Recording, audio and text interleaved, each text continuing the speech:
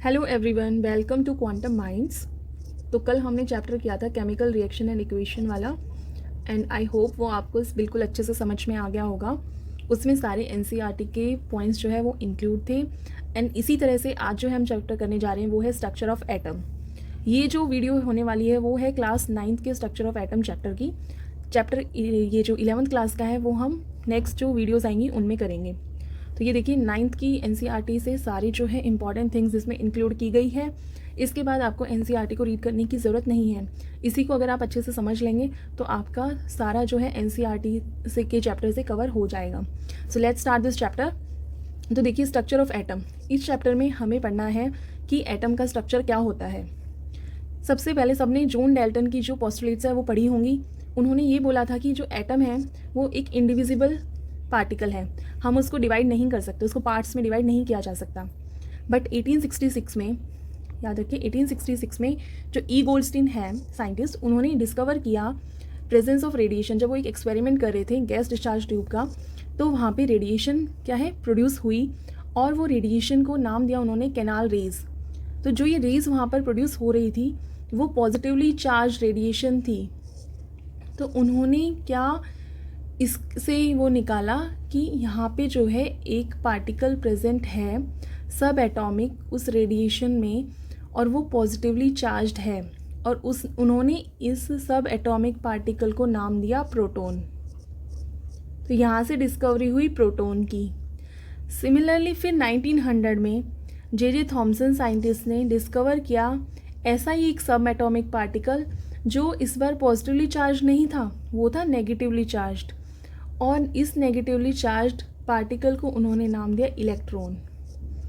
तो ये जो एक्सपेरिमेंट्स हैं इनके द्वारा किए गए जे थॉमसन ने और ई गोल्डस्टीन वाले किए गए एक्सपेरिमेंट, ये आप 11th क्लास में डिटेल में पढ़ेंगे।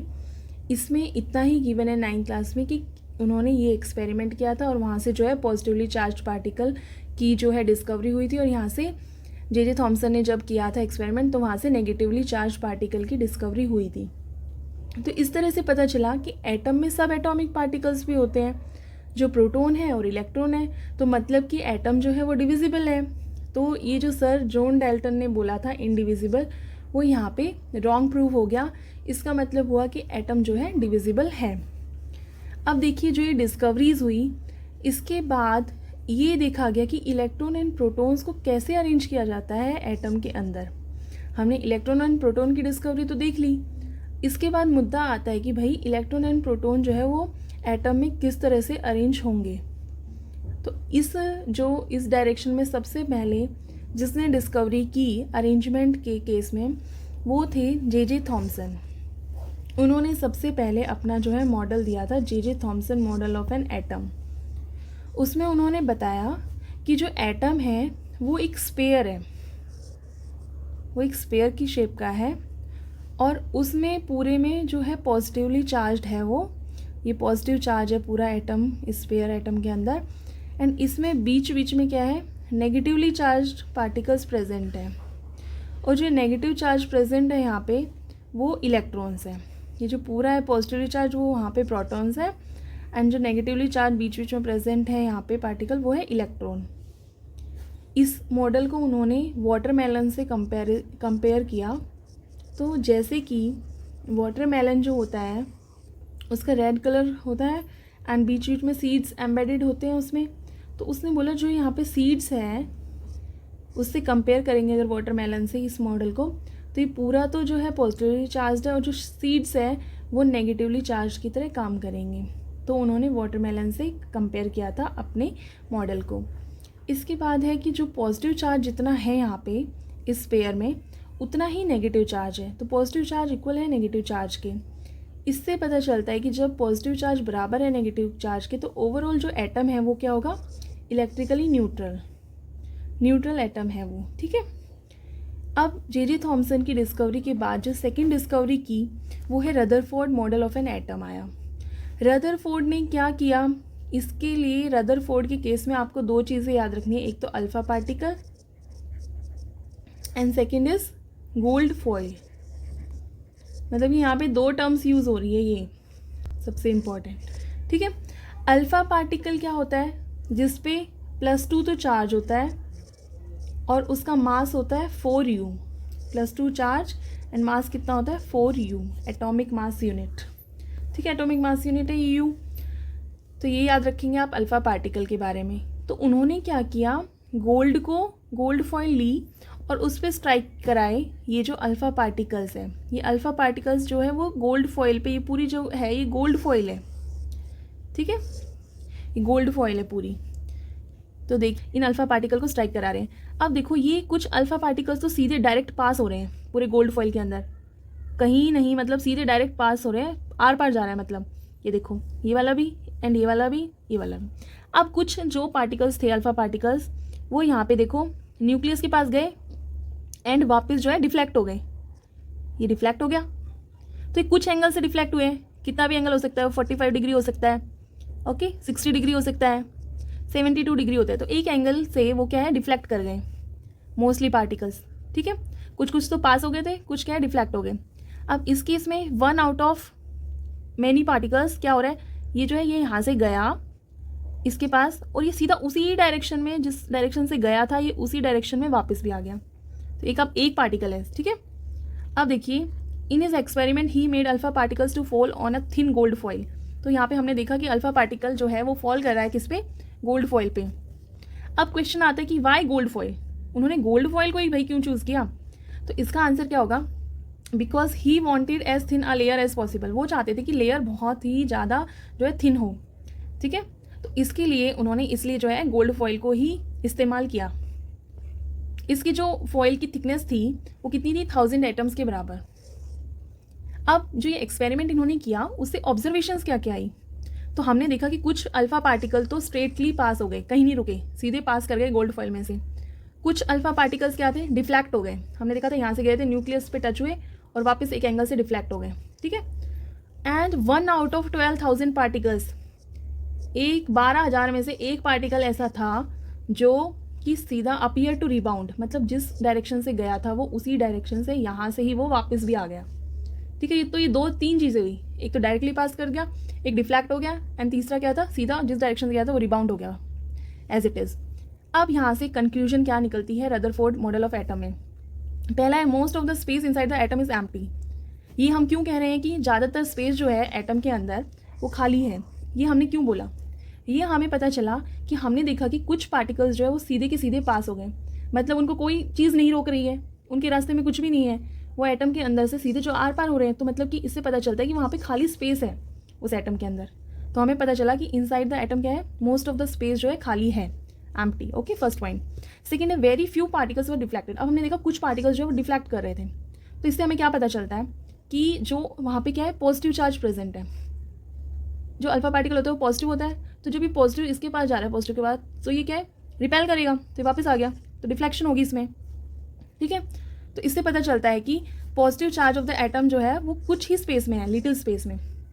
मोस्ट ऑफ द पार्टिकल्स तो जा रहे थे, तो ज़्यादा स्पेस क्या है, एम्प्टी है, एंड कुछ स्पेस में क्या है, पॉजिटिव चार्ज प्रेजेंट है। अब एक पॉइंट है, a very small fraction of alpha particles were deflected by 180 degree, कि सीधा 180 डिग्री से ही डिफ्लेक्ट हो गया।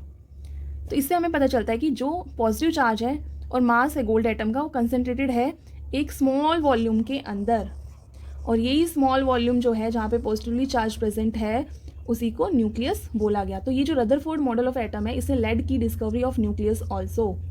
तो उसने बोला एक ऐसा पॉजिटिवली चार्ज प्रेजेंट है जो मोस्टली एक ही एरिया में प्रेजेंट है, और उसको क्या बोल रहे हैं, न्यूक्लियस। तो कोई अब है the radius of the nucleus जो है, अब उसने बोला जो न्यूक्लियस तो प्रेजेंट है इस एटम के अंदर, इसका जो रेडियस है ना वो 10⁵ कम है as compare to this radius of atom. वो तो हमें भी दिख रहा है कि भाई रेडियस ऑफ एटम ज़्यादा है, ये कम उसमें है, तो रेडियस इसका कम है।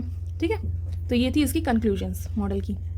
अब देखो, उसने ये बताया कि जो है न्यूक्लियस, इसके जो बाहर है, जो इलेक्ट्रॉन की पोजीशन है वो ऐसे है कि मान लो ये है एक सर्कुलर पाथ, इस पे इलेक्ट्रॉन जो है वो रिवॉल्व कर रहा है।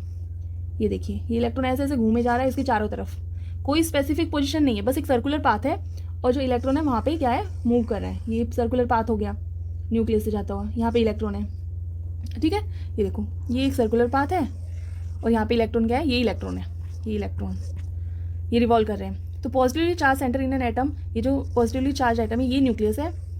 इसके बाद जो इलेक्ट्रॉन रिवॉल्व कर रहे हैं, सर्कुलर पाथ में रिवॉल्व कर रहे हैं, एक सर्कुलर पाथ है, बस उसमें रिवॉल्व कर रहे हैं, and size of nucleus small है as compare to the size of the atom. ये फीचर्स थे इस मॉडल के।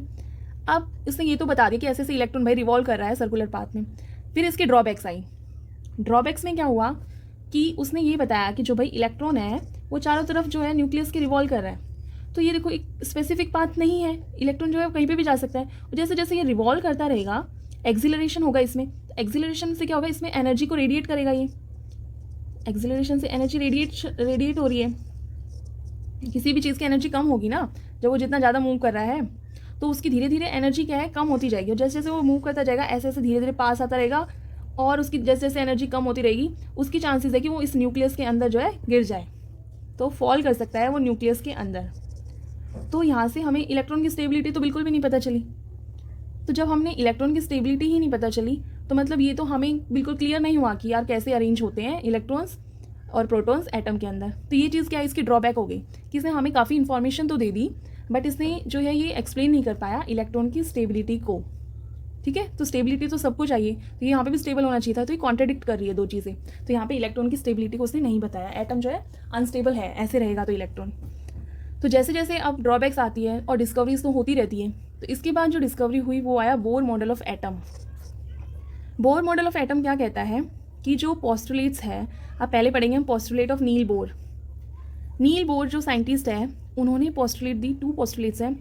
उन्होंने बोला कि only certain special orbits known as discrete orbits of electrons are allowed inside the atom. Inside the atom के क्या है, एक स्पेसिफिक ऑर्बिट होगा, एक स्पेसिफिक ऑर्बिट है, उसमें क्या है उसको वो है इलेक्ट्रॉन वहाँ पे प्रेजेंट होगा। इनको डिस्क्रीट ऑर्बिट्स का नाम दिया गया। ठीक है, ये डिस्क्रीट ऑर्बिट्स है इलेक्ट्रॉन के। इलेक्ट्रॉन इसी में ही रहेगा, कहीं और नहीं जाएगा, इन्हीं ऑर्बिट्स में रिवॉल्व करेगा, उसको कहीं इजाज़त नहीं है कि वो कहीं और भी जाए। तो उसने फिक्स कर दिया कि भाई डिस्क्रीट ऑर्बिट्स है और इलेक्ट्रॉन को वहीं पे रहना है। अब while revolving around in discrete orbits the electrons do not radiate energy. अब इसका जो एरिया फिक्स हो गया कि भाई ये यहीं पे है, ये कहीं नहीं मूव कर सकता, तो क्या है अब ये रेडिएट नहीं करेगा, एनर्जी को नहीं देगा, एनर्जी इसकी नहीं जाएगी कहीं पे। पहले तो कहीं भी जा सकता, तो इसकी एनर्जी कहीं पे भी जा रही थी। अब इसका एक फिक्स हो गया है, ये एरिया है डिस्क्रीट ऑर्बिट्स में ही ये जो है रहेगा, इसलिए ये रेडिएट एनर्जी नहीं करेगा। नॉर्मल सी बात है, ऐसे नहीं करेगा रेडिएट एनर्जी। ओके, उसने फिर क्या है एक डायग्राम बताया, अरेंजमेंट शो की जिसमें एटम की। तो ये देखिए ये है न्यूक्लियस, और न्यूक्लियस के बाहर जो ये ऑर्बिट्स बनाए हुए हैं फिक्स्ड ऑर्बिट्स है, एंड इलेक्ट्रॉन्स इन्हीं में प्रेजेंट होंगे। तो जो फर्स्ट वाला है जो न्यूक्लियस के जस्ट पास है, इसको उन्होंने यहाँ से के अल्फ़ाबेट से शुरू किया। तो पहला शेल जो n=1 है, नंबर ऑफ शेल, फर्स्ट जो शेल है उसको के का नाम दिया, के शेल है। इसके बाद वाली जो शेल है वो एल शेल से जानी जाएगी, एंड इसके बाद एम शेल, एन शेल। ठीक है, इस तरह से हम क्या है बढ़ते रहेंगे। एन के बाद आ जाएगी ओ, ऐसे ऐसे कंटिन्यू होता रहेगा। ये एन क्या है, नंबर 1 2 3 4। ओके, अब है बात आती है न्यूट्रॉन्स की। न्यूट्रॉन्स को डिस्कवर किसने किया था, ये जेम्स चैडविक होगा भाई, चैडविक। जेम्स चैडविक जो साइंटिस्ट है उन्होंने न्यूट्रॉन की डिस्कवरी की थी। उन्होंने बोला था कि न्यूट्रॉन एक ऐसा पार्टिकल है जिसमें कोई चार्ज नहीं होता, नो चार्ज, एंड उसका मास होता है किसके बराबर, प्रोटॉन के मास के बराबर। इन्होंने बोला कि न्यूट्रॉन्स जो प्रेजेंट होते हैं न्यूक्लियस के अंदर, हर न्यूक्लियस के अंदर प्रेजेंट होते हैं, बट एक ऐसा एटम है जिसके अंदर न्यूट्रॉन्स प्रेजेंट नहीं होते जिसके न्यूक्लियस में, वो कौन है, एक्सेप्ट हाइड्रोजन। तो हाइड्रोजन के न्यूक्लियस में जो है न्यूट्रॉन्स प्रेजेंट नहीं होते, बाकी सब में होता है। अब आता है how are electrons distributed in different orbits. उन्होंने बता दिया कि ये जो है भाई, ये न्यूक्लियस है, इसके बाहर ऑर्बिट्स है, फिक्स्ड ऑर्बिट्स है, यहाँ पे इलेक्ट्रॉन रिवॉल्व करेगा। तो उन्होंने अरेंजमेंट कैसे, ये अरेंजमेंट जो है इलेक्ट्रॉन की कैसे होगी, ये किसने एक्सप्लेन किया, बोर एंड ब्योरी। ठीक है, बोर ने और ब्योरी ने मिलकर जो है अरेंजमेंट को बताया। तो ये कैसे था अरेंजमेंट, देखिए उन्होंने कुछ रूल्स दिए कि हमें कैसे कैसे जो है इलेक्ट्रॉन्स को अरेंज करना है। पहला रूल क्या कहता है कि maximum number of electrons present in a shell is given by 2n²। ये क्वेश्चन मतलब मोस्टली हर एग्जाम में पूछा जाता है कि मैक्सिमम नंबर ऑफ इलेक्ट्रॉन कितने हो सकते हैं शेल में, तो क्या बोलोगे 2n²। एन क्या है, नंबर ऑफ शेल। ठीक है, 2n², फॉर्मूले से आप निकाल लीजिएगा। तो जैसे कि के शेल है, एन कितना था उसके लिए 1 था, तो 2 × 1 का स्क्वायर, ये क्या हो गया 2। तो के शेल में कितने आएंगे इलेक्ट्रॉन्स, 2। अब हम बात करते हैं एल, एल शेल में कितना है एन, 2। एल के लिए एन की वैल्यू कितनी थी 2, तो ये हो जाएगा 2 का स्क्वायर 4 × 2, ये हो जाएगा 8। तो एल शेल में कितने मैक्सिमम इलेक्ट्रॉन्स आ सकते हैं, 8। ऐसे ही आप क्या है आगे वाले कैलकुलेट कर लेंगे। तो यहाँ से हमारा आ गया कि पहला तो मैक्सिमम नंबर ऑफ इलेक्ट्रॉन्स कितने प्रेजेंट होंगे, 2n²। Next the maximum number of electrons that can be accommodated in the outer most orbit is 8। कोई भी है एटम, उसकी जो आउटर मोस्ट शेल होगी, चाहे वो के शेल हो, चाहे वो एल शेल हो, चाहे वो एम शेल हो, आउटर मोस्ट ऑर्बिट में जो है मैक्सिमम इलेक्ट्रॉन 8 आ सकते हैं। आप 9 नहीं कर सकते उसको, आप 10 नहीं कर सकते हैं, 11 नहीं कर सकते, आप कितने मैक्सिमम रखेंगे, 8 से ज़्यादा इलेक्ट्रॉन नहीं रखना है। जो बाहर की शेल है, सबसे आउटर मोस्ट शेल है। इसके बाद electrons are not accommodated in a given shell unless the inner shells are completely filled. तो ये रूल बहुत इंपॉर्टेंट रूल है कि आप जो है, मान लीजिए आपके पास KLMN शेल दी हुई है, तो पहले आप इसमें इलेक्ट्रॉन फिल करेंगे। इसमें इलेक्ट्रॉन फिल होने के बाद जितनी इसकी मैक्सिमम कैपेसिटी है, you will move to the next shell. आप इसमें फिल करेंगे, इसमें जितनी मैक्सिमम कैपेसिटी है उतने इलेक्ट्रॉन भरने के बाद आप ऐसे क्या है बढ़ते रहेंगे सक्सेसिव वे में। आप नहीं, ये नहीं है कि इसमें 0 है, इसमें 0, आप सीधे इसमें फिल करने लग गए। तो आपको क्या है, एक सक्सेसिव वे में फिल करना है इलेक्ट्रॉन्स को। जब तक पहले वाली शेल फिल नहीं होगी, आप मूव नहीं कर सकते नेक्स्ट वाली शेल पर। ये था इसका अरेंजमेंट ऑफ इलेक्ट्रॉन्स, हमें कैसे करना है शेल में। अब बात है वैलेंसी। वैलेंसी क्या होता है, कंबाइनिंग कैपेसिटी। किसी भी एटम की कंबाइनिंग कैपेसिटी, मतलब कि वो किसी दूसरे एलिमेंट के साथ कैसे कंबाइन कर रहा है, वो बताएगा वैलेंसी क्या है उसकी। For example let's take carbon. Carbon का एटॉमिक नंबर 6 है। Let's arrange electrons in shell. K में मैक्सिमम इलेक्ट्रॉन्स आते हैं 2, तो 2 हो गए। लेफ्ट कितने हुए, 4 बच गए रिमेनिंग। तो 4 हमें एल वाले में करने पड़ेंगे, तो ये 4 हो गए। अब क्या है, ये जो आउटर मोस्ट शेल की इलेक्ट्रॉन है, ये 4, इसको स्टेबल 8 चाहिए, 8 होते हैं इस शेल में। तो ये क्या करेगा, 4 इलेक्ट्रॉन किसी और के साथ शेयर कर लेगा, ताकि जो है इसके वो भी इसके दे दे और 8 हो जाए कंप्लीट। तो या ये स्टेबल होने की कोशिश करता है हर एलिमेंट। तो इसकी वैलेंसी क्या होगी, ये शेयर करेगा 4 इलेक्ट्रॉन्स को, तो इसकी वैलेंसी हो जाएगी 4। तो चाहे कोई एलिमेंट शेयर करे स्टेबल होने के लिए, चाहे वो गेन करता है इलेक्ट्रॉन, चाहे वो लूज़ करता है इलेक्ट्रॉन स्टेबल होने के लिए, तो जितने भी एटम वो शेयरिंग में यूज़ कर रहा है, जितने भी एटम वो गेन कर रहा है, जितने भी एटम लूज़ कर रहा है, उसका जो भी नंबर होगा वो होगी उसकी valency. Next is sodium. Let's talk about the sodium. Sodium का atomic number 11। Let's arrange electrons. तो के में कितना आ गया, 2। एल शेल में कितने हो गए, 8 इलेक्ट्रॉन्स, ये हो गए 10, बचा 1 आ गया एम शेल में। अब इसके पास 1 है, अगर ये 1 किसी को दे देगा तो इसकी यहाँ तक कि नोबल गैस कॉन्फिग्रेशन है, मतलब स्टेबल कॉन्फिग्रेशन है, और हर चीज़ स्टेबल होना चाहती है। बट अगर इसके पास 1 रहेगा तो अनस्टेबल है, तो इसको 1 को देना पड़ेगा किसी को, मतलब इसने लूज़ कर दिया 1 इलेक्ट्रॉन, तभी Na पॉजिटिव आयन बन गई। तो इसने क्या किया है, स्टेबल होने के लिए 1 इलेक्ट्रॉन को लूज़ किया है, तो इसलिए इसकी वैलेंसी क्या हो गई, 1। ये होगी सोडियम की वैलेंसी। अब है ये वाला, देखिए ये अरेंजमेंट है इलेक्ट्रॉन्स की। तो हमें पता चल गया वैलेंसी क्या होता है, कैपेसिटी ऑफ एन एटम, एक एटम की कैपेसिटी टू गिव, देने की, एक्सेप्ट करने की, या फिर शेयर करने की इलेक्ट्रॉन्स की, to achieve the octet state. Octet state को अचीव करने के लिए, मतलब स्टेबल होने के लिए जितने भी एटम वो देता है वो उसकी वैलेंसी होती है। तो ये कंबाइनिंग कैपेसिटी है। तो आई होप वैलेंसी का कॉन्सेप्ट आपको समझ में आ गया होगा।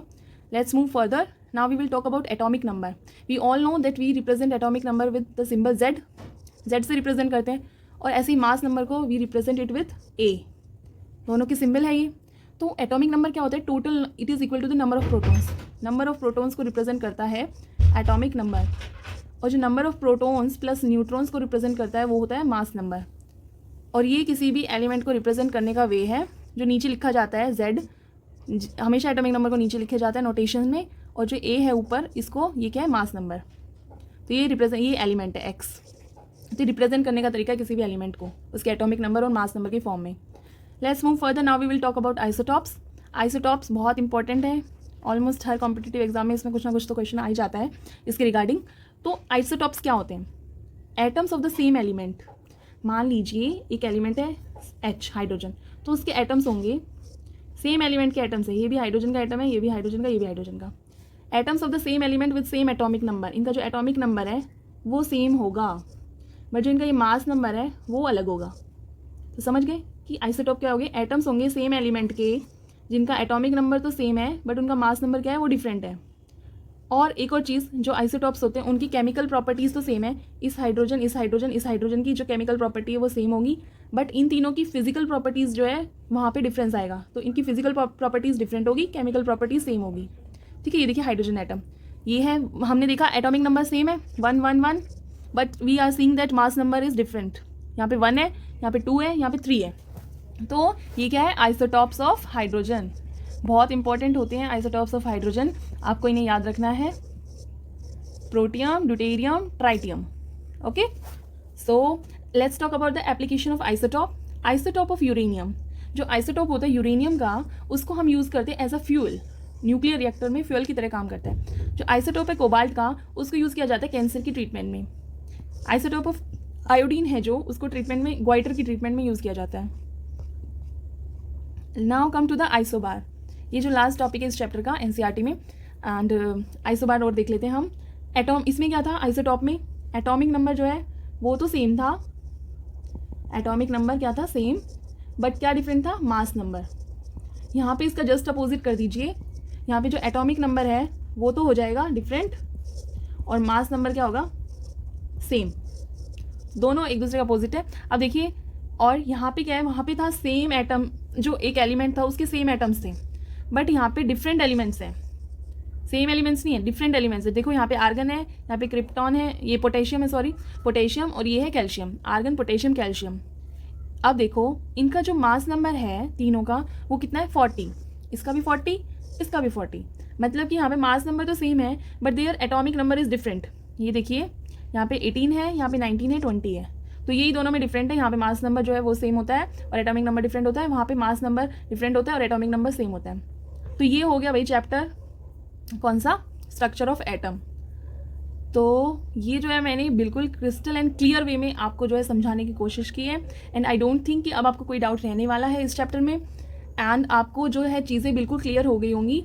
सो आपको इससे पहले जो केमिकल रिएक्शन वाला चैप्टर पढ़ा है वो भी अच्छे से रीड कर लेना है. एंड ये स्ट्रक्चर ऑफ एटम दोनों न्यू सिलेबस के अकॉर्डिंग ही हैं, जो भी DSSB ने दिया है या फिर कोई भी टीचिंग एग्जाम में होता है. तो ये आपकी बहुत ही हेल्प करने वाला है.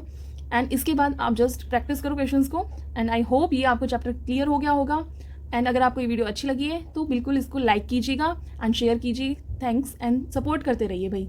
Okay, see you in the next video. Till then bye bye, और पढ़ते रहिए और एक दूसरे को मोटिवेट करते रहिए. Thank you.